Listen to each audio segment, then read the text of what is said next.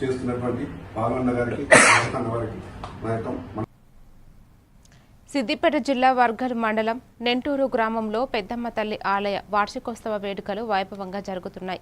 ఈ సందర్భంగా ఎఫ్టీసీ మాజీ చైర్మన్ ప్రతాప్ రెడ్డి అమ్మవారిని దర్శించుకుని ప్రత్యేక పూజలు నిర్వహించారు.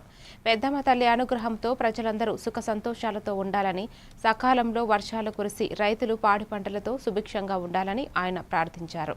వార్షికోత్సవాలను ఘనంగా నిర్వహిస్తున్న ఆలయ కమిటీని ఆయన అభినందించారు.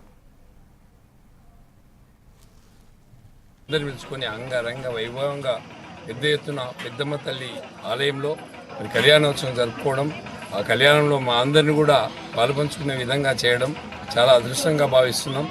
ఈరోజు జరిగినటువంటి కళ్యాణంలో రాష్ట్రంలో ఉండే అందరికీ కూడా మంచి జరగాలని, వాడి పంటలతో తొలతూగాలని, అందరికీ అష్ట ఐశ్వర్యాలు పంచాలని, ఆరోగ్యం ప్రసాదించాలని చెప్పేసి మరి భక్తి శ్రద్ధలతోని నిజమైన భక్తి అంటే ఎట్లా ఉంటుందంటే మరి ఇది నిజమైన భక్తి, భక్తితో ప్రేమతో దైవాన్ని ప్రార్థించినటువంటి మా ముదిరాజు బిడ్డలందరూ కూడా పేరు పేరున మనస్ఫూర్తిగా నమస్కరిస్తున్నా. ముఖ్యంగా తెలంగాణ రాష్ట్రంలో గౌరవనీయులు కేసీఆర్ గారు ముఖ్యమంత్రిగా ఉన్నప్పుడు ముదిరాజులను పెద్ద ఎత్తున గౌరవించాం.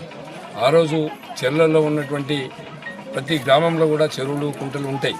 ఆ చెరువులు కుంటలు అన్నింటినీ కూడా చేపలు పంపించి ముదిరాజు సంఘాలు ఏర్పాటు చేసి, సొసైటీలు ఏర్పాటు చేసి, సొసైటీలో మెంబర్షిప్ ఇచ్చి, ఆ మెంబర్కి వచ్చినట్టు 5 లక్షల రూపాయలు వచ్చే విధంగా ఆ ఇన్సూరెన్స్ కూడా చేసి, మరి ఆ రోజు ముదిరాజులకి సొసైటీకి చెరువులో చేపలు కూడా ఉచితంగా ప్రభుత్వం ఇచ్చి, ఆ వచ్చిన చేపల్ని లాభదాయకంగా ఉండే విధంగా